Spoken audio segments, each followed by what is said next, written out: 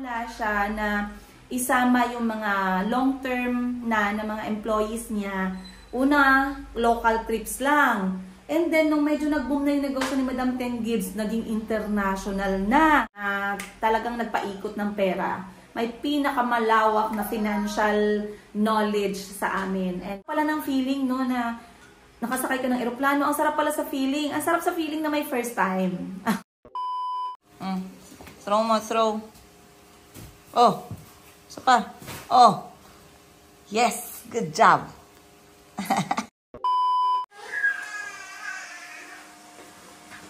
Ulan na,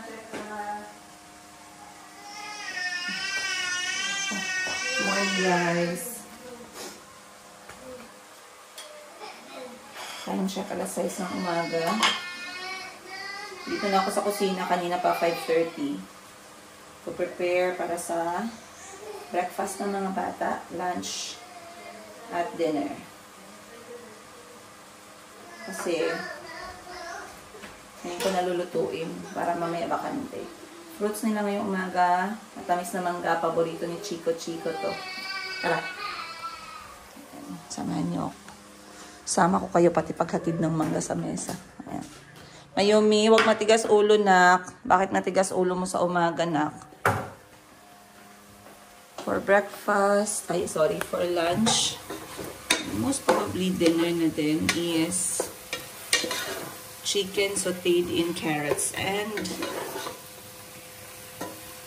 potatoes with red bell pepper and a special sauce, in short, afritada.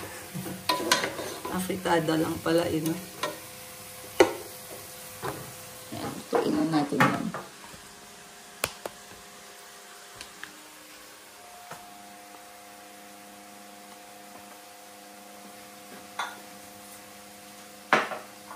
Dito naman kahapon kalat mga kapatid ko. Mga kapatid ko talaga, Lord, buhayin mo sila ng matagal. Buhayin mo ng matagal, Lord, mga kapatid ko, kasi grabe talaga yun sa'yo.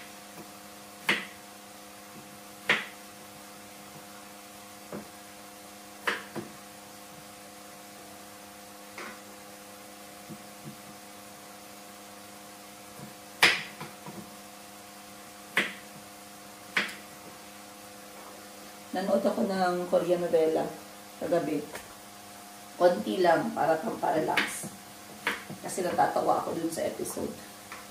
Ngayon, natutunan ko din na dapat mas malaki yung slices ng carrot kaysa sa patatas. Kasi si patatas, masyado na siyang matubig. Madali siyang maluluto compared kay carrot. Kaya kailangan, pag nag-slice, mas malaki dapat si,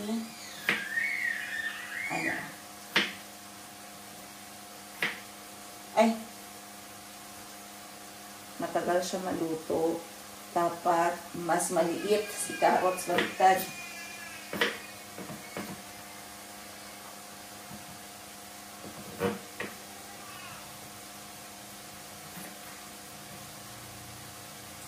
Nilakihan ko.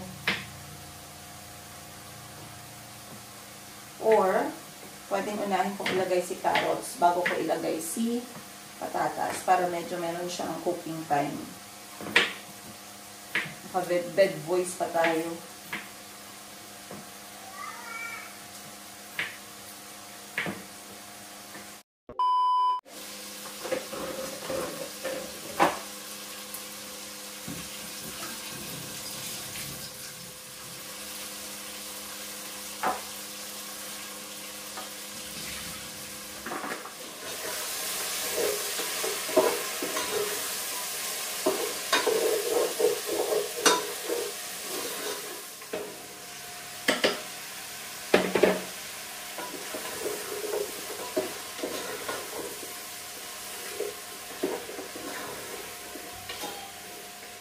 A few moments. I'm so tight. So tight, I cannot breathe.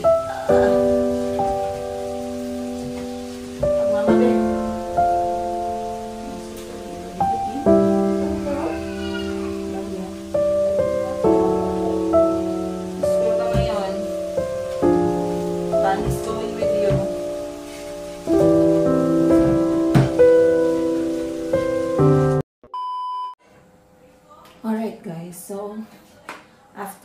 minutes. Malapit na kumukulo na yung aking apritada. So, itong apritada, pang lunch nila and most probably dinner. Kasi mahilig yung mga anak ko sa mga ganitong klaseng ulam. But for breakfast, meron kaming natira na lechon manok sa ref. So, iinitin ko yun and then some fried rice para sa umaga. 6:30, Bunny. Gisingin na si Calby, please. Check po. I can see. You see? Ayun, you see? What?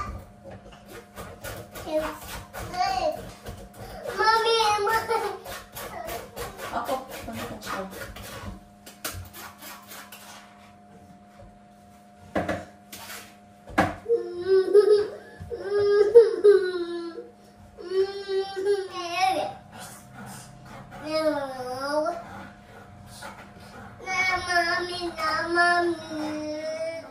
Oh, sige, sige.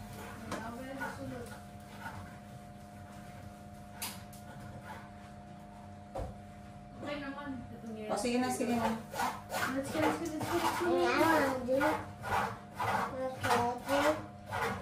Yeah, this go, okay?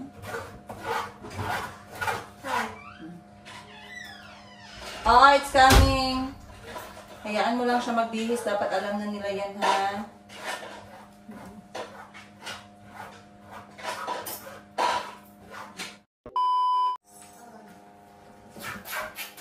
Okay, so finally nagka-time na ako, guys, para gawin itong aking i-blend tong passion fruit.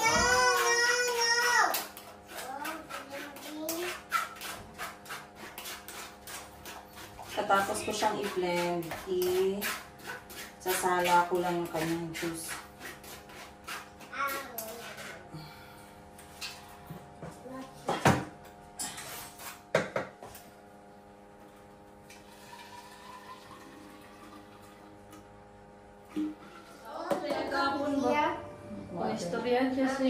Istoryahan siya ni Sai. Ang boto, may kasagot ni Sai yung sige pang tubot. Mommy, you know my nana. Kain ka na.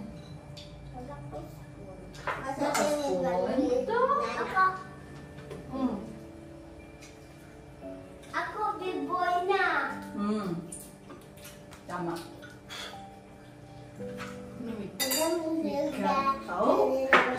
Find something good. Something bad. Ito sabi mo lang siyang kain. Find something good. Mom. Bakit si Ikon? Sai. Napawag ba di siya? Something feels bad. Turn around and find something good. Mom. Finding good! Oh, Mom, something feels bad. Cry, Mama. Turn it around Kiss, and Mama. find something Kiss, good. Mama. Here na ang spoon. Wow. Spoon na. No. Eat. Yay! May umi-eat. Mom, it's something. It's something. Bukabisita Something na feels lang. bad. Turn it around and find something good.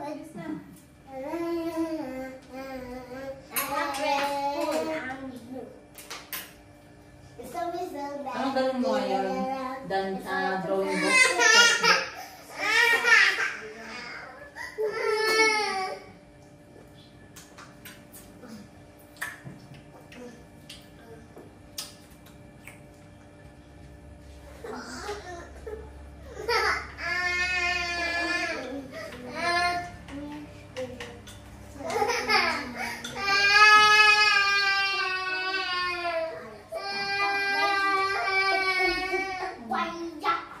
Gutom na siya, Ban.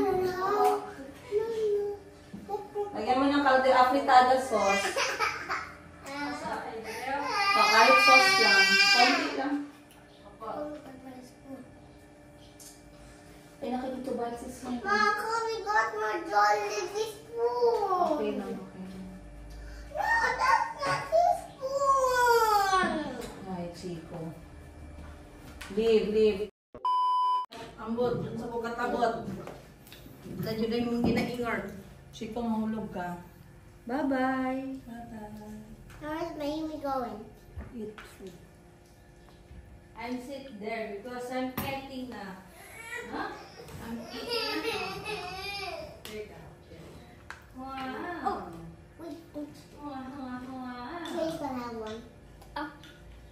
Okay. Okay na. Soy sauce lang to your I shirt said, na. ting, ting, ting. You can show your friends.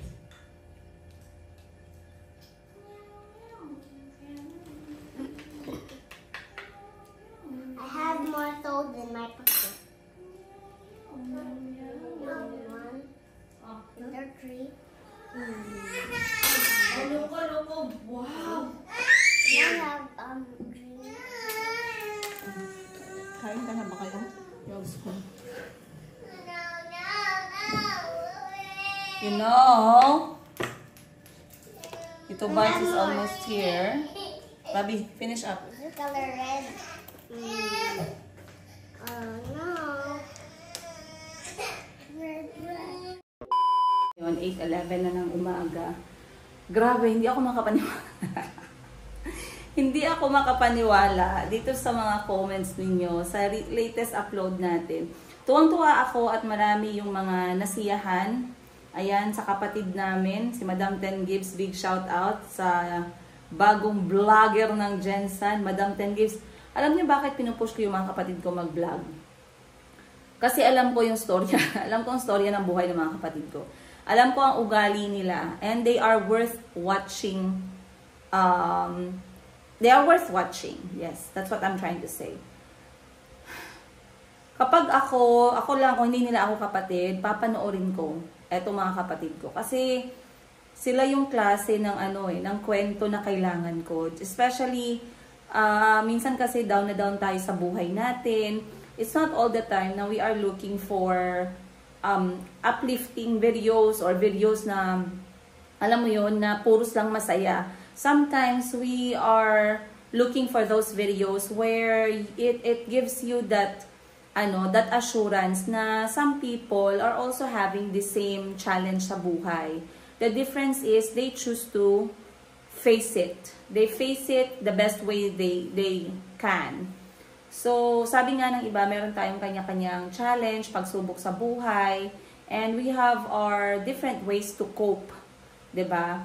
So, I know mostly sa mga nagpa-follow sa akin at ngayon nagpa-follow na sa kwento ng buhay ng mga kapatid ko, kay Madam Ten Gibbs at kay Atshi, you are there because somehow you can relate. Maybe you are a mother too, maybe you are a business owner too, maybe you are someone who also, alam yun, strives hard to enjoy life regardless kung ano man yung napagdaanan natin.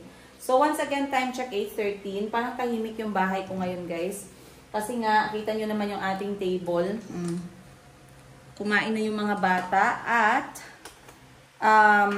5:30 gising na ako kanina. I prepared their breakfast. Nakagawa na din ako ng juice. Natakot ako kasi baka yung juice natin dun sa ref na passion fruit ay masira. Sayang din talaga.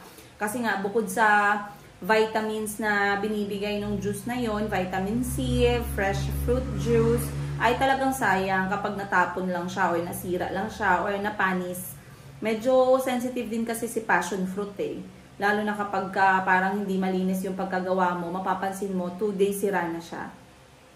So at least nagawa ko na siya into juice, pinapalamig ko na lang because I really would like to enjoy that. And then now Chico and Calby ay nasa paaralan na. I am here at home with Mayumi. Ako ay may ginagawa sa aking computer.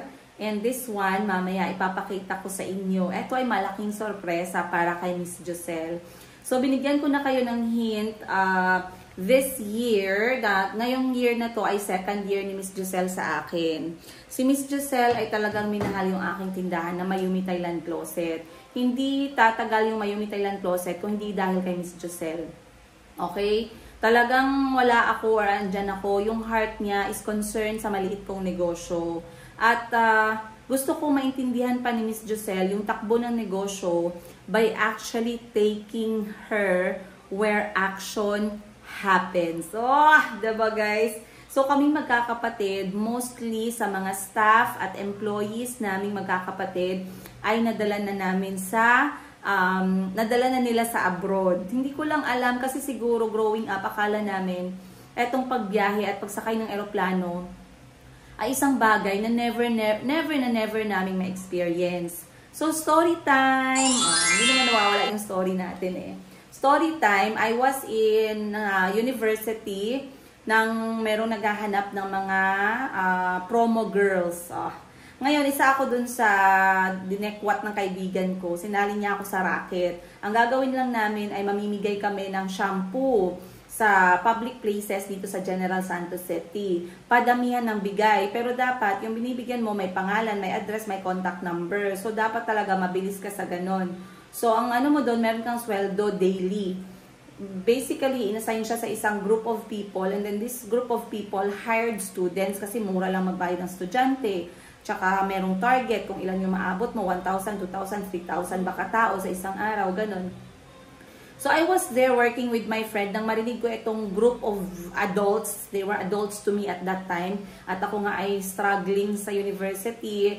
Bukod sa, scholar naman ako nun guys, pero they only supported us like parang 60% ng gastusin namin and our tuition. So I still have to work hard para sa expenses ko as a university student. So ngayon, I was there, nag-e-encode kami ng friend ko noon ng mga details na nakuha namin during that promo. And then I overheard them talking. Ang pinag-uusapan nila, flight to Singapore. That was the first ever memory na naaalala ko where I actually thought, wow, mabuti pa sila. Aeroplano, ano kayang feeling na mag-abroad, makapunta sa ibang bansa. During those times, I really don't understand how these things work. I really don't. What I know is yung pagsakay ng aeroplano. Kasi nga, I've never been alam niyo yung ganong experience. Hindi pa talaga ako nakasakay ng aeroplano not until I left Philippines 2011 after I graduated university and I traveled for the very first time outside of my city papunta ng Thailand para makipagsapalaran as teacher because I graduated with an education degree and then someone told me na malakas nga daw yung application or maghanap ng trabaho doon. So that was the first time ever. And then when I heard them talking about, book na natin tong flight na to, magkakaibigan sila. Book na natin to ha, pahingin ng mga passports ninyo, ganun-ganun na. Then I'm like, wow, ganun lang kadali. So talagang sobrang na-amaze ako during that time na parang ganun lang pala kadali. Pero during that time, kilig na kilig yung mga adults kasi nga, mura lang daw, naka-promo sale daw. Pero that time sa akin, parang imposible kasi every 1,000 or 2,000 doing part-time job for 300 pesos, 400 pesos, mga pang-allowance lang here and there. So, hindi ko siya tawag nito.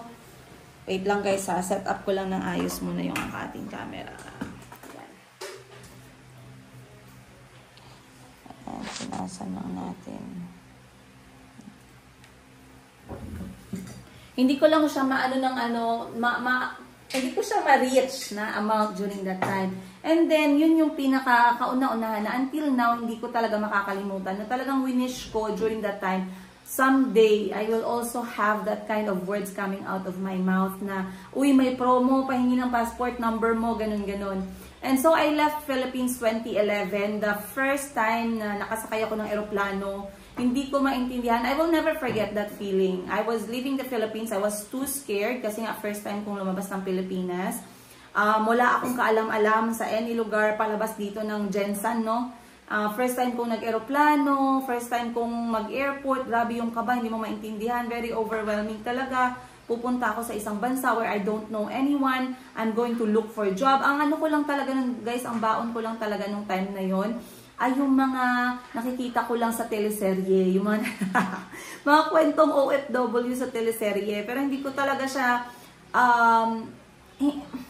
imagine I was 21. I was 21 when I left the Philippines. Kasi during our time, madali lang mag-graduate. O, diba? 6 years sa elementary, 4 years sa high school, 4 na taon hanggang 5 taon sa university, and boom! I graduated at 21. Ngayon kasi parang gumagraduate yung mga estudyante, 23 na ata if I'm not mistaken. 23 or 25. So I promised sa sarili ko na I'm going to work hard and travel. Isa talaga yun sa naging pangarap ko.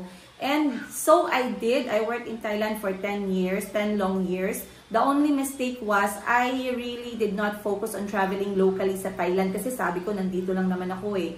But before you know it, guys, 10 years just passed very, you know, it was very quick yung 10 years na yon, and I realized I did not actually enjoy Thailand as much as yung pinapangarap ko. I focused more on the flights outside of Thailand. So I traveled South Korea a short period. I traveled to Singapore. I traveled to Malaysia. I traveled to Vietnam. I traveled to saan pa ba ako napunta? I traveled to Thailand. Sorry, not Thailand. I traveled to UK. UK, I was already in Uganda when I experienced UK. Nagbiyahe akong Dubai. Nagbiyahe na ako ng parts of Africa. It was something that was just in my heart. Something na I really, para siyang healing your childhood dreams. Parang ganun na klase. So, I was feeling really happy every time I fly. Pagsakay ng aeroplano. Kasi nga, hindi nawawala sa utak ko that day na etong group of adults, madali lang sa kanilang mag-book. Kasi nga, may promo. And so, I believe I was 22. 21, nag-graduate ako. Mali pala. I was 16, nasa university na ako, first year college. I believe I was 17 or 18 years old. So that was 18 years ago. God is good. Alhamdulillah, I reached this point in my life. That was 18 years ago. Grabe, ang tagal na pala nun, guys. Pero hindi ko talaga makakalimutan. And 18 years later, I have traveled. I have traveled alone. I have traveled with my children. I have traveled with friends. I have traveled with my family. I've traveled with my mom. I've traveled with my sisters. And then, it so happened na nag-start kaming magnegosyo, magkakapatid. Pinasok namin yung negosyo. And then, I thought ako lang yung merong ganung klaseng hang-up during childhood. Wait, check ko lang yung aking camera, guys. Kasi minsan, nasa story ako, wala pa lang So, malinaw ba yung camera natin? Malinaw naman. Punasan natin pa siya. Malinaw ba? Punasan natin para sigurado. And so, hindi lang pala ako yung may ganong klaseng hang-ups. I believe Madam Ten Gives, as you know her, she started business first. Hanggang sa napalago niya yung mga negosyo niya. And then, siya din pala, meron siyang ganong klaseng hang-up. Kasi nga lahat yung magkakapatid, laki sa hirap. So, we all had that amazing feeling na nagamot yung aming mga childhood dreams and wishes, diba? So, ngayon, si Madam Ten Gives, nagsimula siya na isama yung mga long-term na mga employees niya. Una, local trips lang. And then, nung medyo nag-boom na yung negosyo ni Madam Ten Gives, naging international na. So, believe me when I say, and I'm not lying to you, all employees na nagtagal kay Madam Ten Gives, na isama niya abroad. And of course, ang una niyang naisama, kasi una niya naging employees, mga kapatid din namin. Si Boss Jean, si Madam Bibi, yung mama namin, lahat ng mga kapatid namin na nagtagal kay Madam Ten Gives talaga nakapag-travel, and until now they are still traveling. And then pumasok na yung ibang employees, tumagal ng 5 years, 6 years, 10 years, nakapunta na din abroad. And then Madam Sheena started her own business. Si Madam Sheena, business na talaga siya, kahit nung mga estudyante pa lang yan siya. Si Madam Ten Gives din, she was as young as 10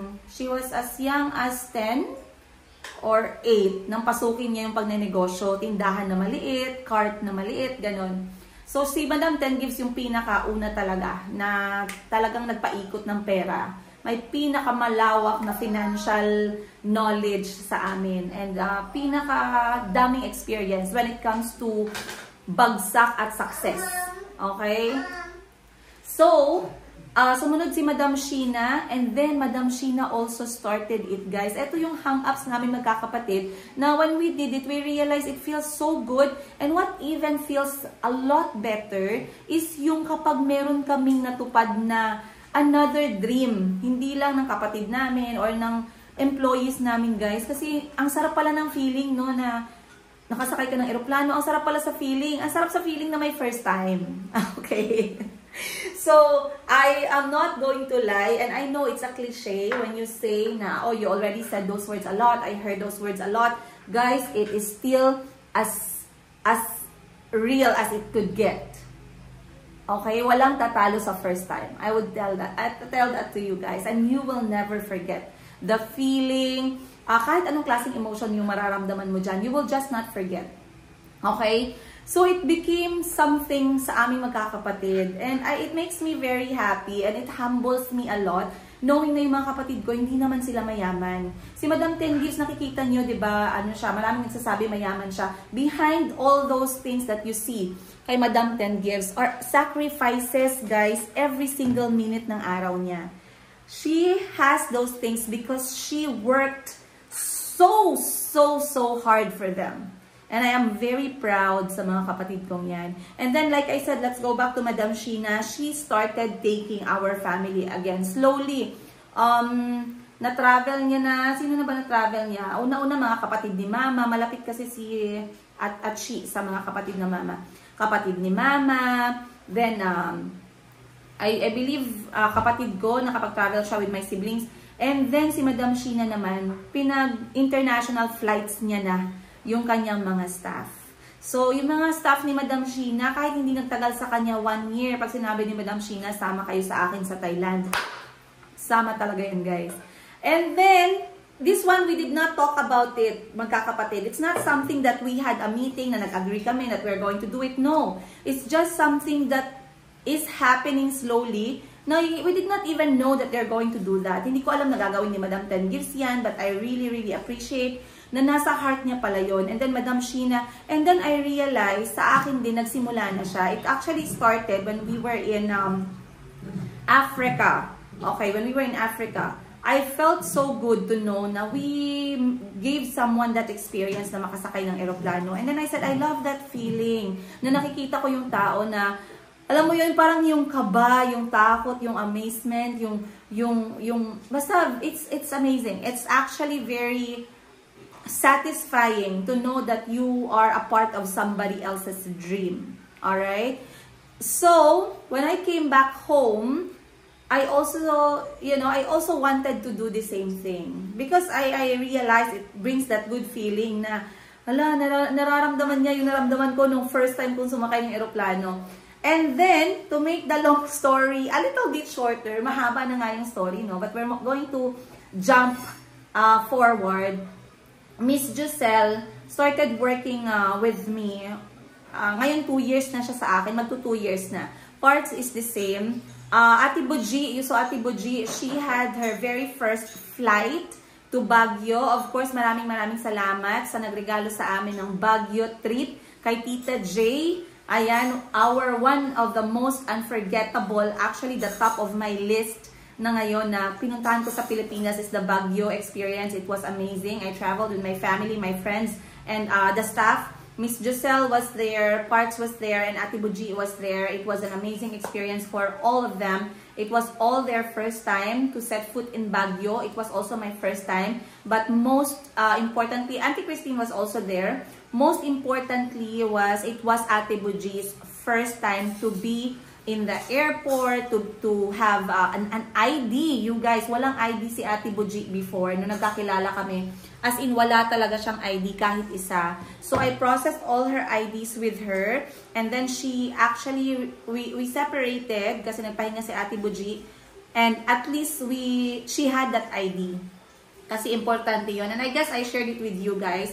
And then it was also her very first time to set foot in an airplane. So imagine, of course, hindi ganyan posible kung wala si Tita J. And by the way guys, Tita J, nagbigay ng regalo. Inoferan niya ako that time. Sabi niya sa akin, Princess, I really would like to gift you something. Sabi ko, Tita, wag na. Kasi alam ko, mahirap yung buhay sa abroad. Guys, alam ko yung buhay sa abroad, mahirap. Sabi ko, hindi naman kailangan. Hindi kailangan talaga. And then sabi ni Tita,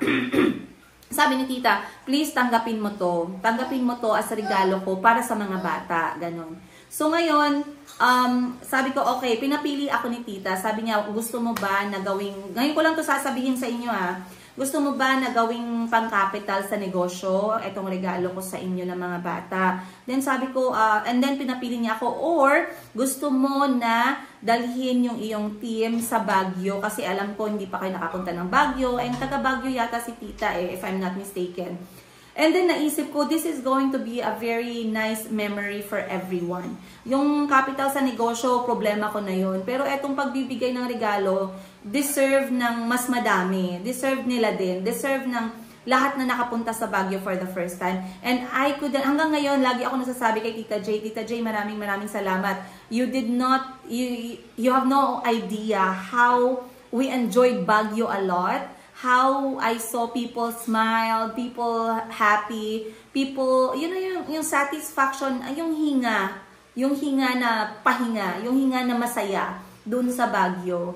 Maraming salamat, Tita J. And then, now, I said to myself, uy, nagnegosyo ako ng ano. Nakita ko si Miss Giselle, very, sa negosyo talaga. So sabi ko, si Miss Giselle, pumasok siya sa akin, wala siyang experience sa boutique or sa pagbebenta ng mga damit.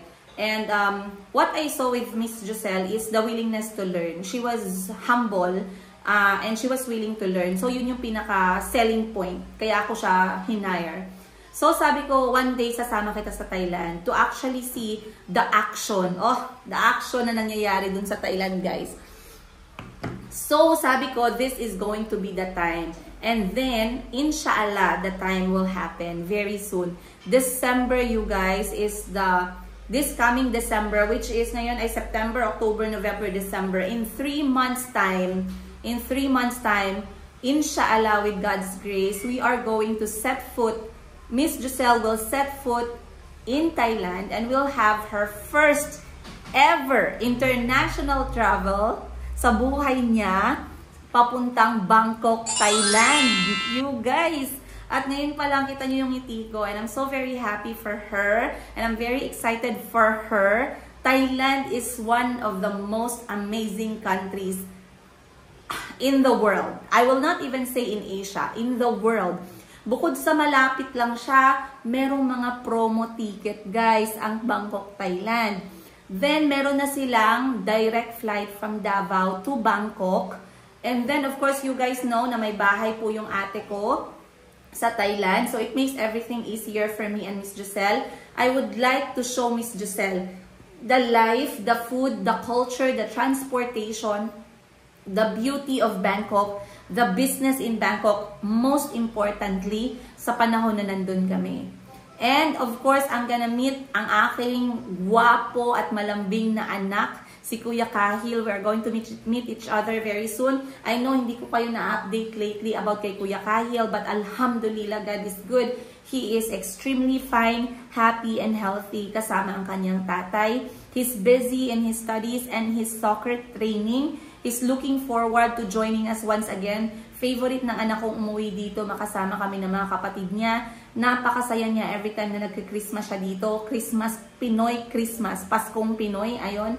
So lahat yan, marami kaming nilook forward and pinipray ko every day that I will be blessed with health to see all of these things, you know, unfolding. So, sobrang excited ako at nagpipray ako na maging smooth ang experience ni Miss Giselle. All our bags are not packed kasi 3 months pa naman, but all our flights are booked. Maraming salamat sa Cebu Pacific sa inyong mga pa-sale. Pero sana wag nyo naman kaming i-stress sa mga delayed flights ninyo dyan at mga canceled flights. Big shout out Cebu Pacific. Yun lang naman yung concern namin. Otherwise, we are grateful for the promo seat ninyo dahil kung hindi dahil sa promo seat ninyo, mahirap po talagang maging totoo yung mga pangarap namin. Ayan guys. And once again, that is on December. So now, nag-start na kami ni Miss Giselle. We have a line-up. Nagsimula na kami mag-line-up ng mga clients na gustong magpasabay ng mga pangbenta galing Bangkok, Thailand. Nagsimula na po kami once again. Kung gusto po ninyo na masali sa line-up, i-contact nyo lang po ako directly para lang po ito sa mga sure at seryoso at sincere yung kanilang mga intensyon. Bawal po dito yung mga hindi sincere. And to make sure that you guys are sincere, normal lang po na mag-ask kami ng deposit amount or reservation amount na ibabawas din natin sa total total ninyo na mabibili sa Thailand. Okay? So, para lang yan ma-lock in yung inyong transactions with us. So, we're not going to accept a lot of people kasi limited lang yung time namin ni Miss Giselle sa Thailand. But if you are interested in starting your own business from yung mga Bangkok apparels, clothing, accessories, and everything, beauty products, please do contact us immediately kasi mas maaga, mas better, you guys. Okay? Again, we have a very limited slots lang. We are going to start accepting tawag nito, booking. Mag-start na kami mag-accept ng booking sa mga gustong magpasabay. We are going to sell you the price from Thailand lang po, and then you will pay the shipping and you will take care of the shipping fee. Hindi na po kami makikialam dun sa shipping, pero kami yung mag-ship sa inyo via plane like DHL or cargo. Dalawang option. DHL mas mabilis pero mas mahal. Cargo mas mura pero mas matagal. 1 month to 2 months po si cargo. And then DHL, LBC or Thai Post, meron din namang option na ganun guys. Mas mahal siya pero mas mabilis. Okay? And then the shipping, once na na-ship na namin siya out of Bangkok, kayo na po yung magta-tracking nun. Ang sa amin lang, ang ibebenta lang namin is murang-mura kasi direct po tayo sa Thailand talaga na presyuhan. Ayun. So maraming salamat once again you guys. We will only entertain po ang mga merong orders na I believe magsisimula tayo ng 30,000 pesos pataas para hindi naman mahirapan yung iba. Okay? 30,000 pesos pataas, and then we shall see it from there. Again, sa mga gustong magpasabay, simula na kayo mag-message guys kasi limited lang yung tatanggapin ko. Kasi dalawa lang kami ni Miss Giselle, and also limited lang yung panahon namin sa Thailand. More of our Thailand experience, I will share with you guys. Of course, lagi ko kayong isasama. Samahan nyo kami ni Miss Giselle kasi magiging exciting po ito talaga. Like I said, alhamdulillah, with God's guidance, with God's grace, He's going to allow us to make these things happen. For Miss Giselle, for myself, for everyone. At yeah, it's gonna be so good, you guys. I'm going to meet Kahil there. Right now, hindi pa kami decided kung sasabay kaming babiyahe together dito sa Pilipinas.